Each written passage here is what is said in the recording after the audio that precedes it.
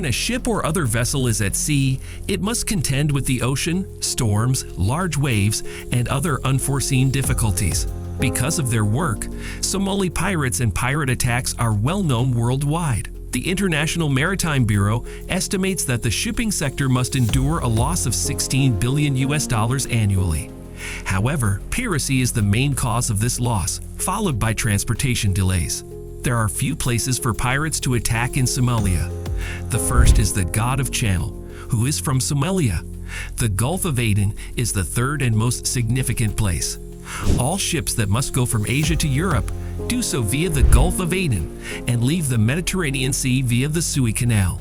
The Gulf of Aden, which transports the most oil transport vessels and is vulnerable to pirate attacks in Somalia, is used for significant global trade. Piracy has been a major problem for the shipping industry for hundreds or thousands of years. Before contemporary technology, pirates were not as sophisticated, but as they have become more sophisticated, so too have anti-piracy strategies and weapons. Since these ships have the fewest crew members, goods transporters are their primary target. In addition, these contain products worth billions of dollars. The crew is the primary objective of pirates. Instead of killing, they want to seize control of the ship to take the captain hostage or hold the entire vessel hostage while demanding millions of dollars from the shipping business. According to records, they arrive in several boats, with thousands of pilots, not in one or two. They start by shooting at the ship as they get closer, which causes the skipper to stop the ship. Remember that the captain also ensures safety while steering the ship from one location to another. It then ascends the ship using grappling hooks. As soon as they board, they seize control of the captain and crew and frequently sail the entire ship to some uncharted territory. They once possessed a ship carrying millions of dollars worth of merchandise.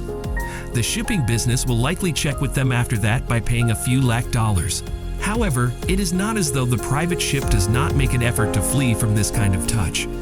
Modern ships are as capable as anyone of avoiding the pilot nowadays.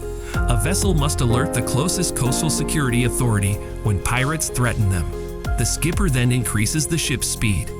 The ship's speed was increased so that the pirates could not approach them, but the rapid movement caused waves. It makes approaching the ship very challenging for the pirates' small boats. All crew members, including the captain, must squander the pirates' time until the coastal authorities board the ship and outwit the pilot. This endeavor involves various cutting-edge techniques, the water cannon ranking first among them. The majority of ships have these water cannons, which are seen to be the most efficient way to stop pirates. The ship or vessel has a nozzle installed on its four sides. 1,350 gallons of seawater may be thrown from each nozzle a minute. This means 5,110 liters of water are released from various nozzles each minute. An average-sized swimming pool can be filled with this amount of water in approximately 10 minutes. It has a pressure of 175 psi, 10 times higher than the car's tires. The pirates are forced to jump from the boat under this kind of strain, and the Hatta boat may even capsize. This nozzle, made of marine-grade stainless steel, is controlled by the crew members in the operations room using a joystick and can be left on auto. The pilot's ability to operate is much reduced when such high-pressure water contacts their boats, and they spend more time caring for themselves. The water cannon might be pointed at their yacht to push it away if they continue approaching the ship or if it is a big yacht. Other than the second water cannon, these wheels are also installed in the sex, so the pilot's boat may be filled with water, allowing the pirates to approach the ship more closely. These wheels are then activated. The pirate's boat fills with water due to the water gushing out, which also causes the boat's speed to drop. The pirates inside are compelled to leave Faisal under this circumstance.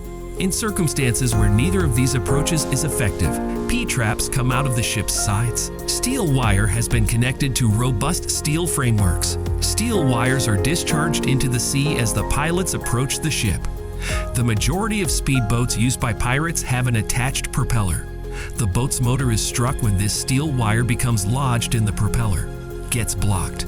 Pirates waste valuable time by taking their time to untangle the boat's motor from the steel wire. LRED, or the long-range acoustic device. This unique technology produces a sound beam that makes people desire to flee when they hear it. It makes a sound similar to this and has a range of up to 5 kilometers. This sound has a very high pitch, such a degree that a person cannot stand it.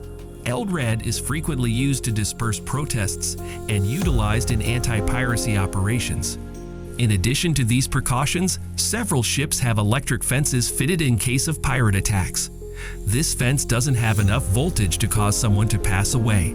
However, it is difficult to get close to it since if the fence is always present, even the birds sitting on the ship risk dying.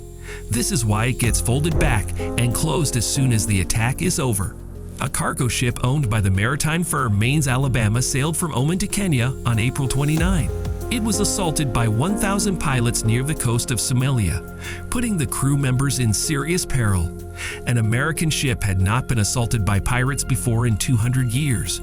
Were 21 people on board the ship, including ship captain Richard Phillips. The crew also fired flares and employed water cannons to keep the pirates away from the ship. 2 Somali pirates, however, succeeded in boarding the ship. They seized control of the ship by climbing onto the deck and robbing the crew, including the captain. The pirates held the skipper at gunpoint to a seat in the lifeboat, abducted him, and then took off. He would return the captain for $2 million, which was his demand. The lifeboat has a limited amount of fuel. Thus, it should be clear that they couldn't travel very far in this situation. An officer of the Navy followed the lifeboat. They didn't want pirates to get close to the coast because if they did, it would be tough to track them down in a corrupt nation like Somalia.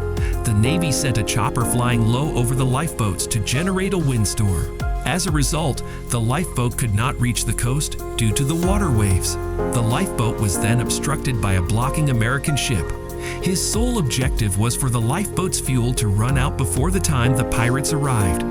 The fuel finally ran out after 80 hours, and the pirates consented to a negotiation. He insisted on being taken to the Somalian shore. If not, he would murder Captain Phillip. A commander of the Air Command was made up of 3 pirates in the lifeboat. The captain will perish if the Navy takes even one incorrect action.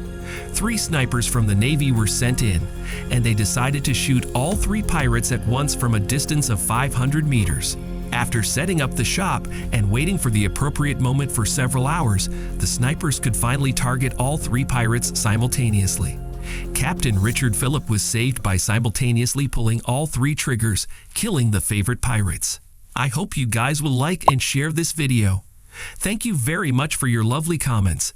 See you in the next great video.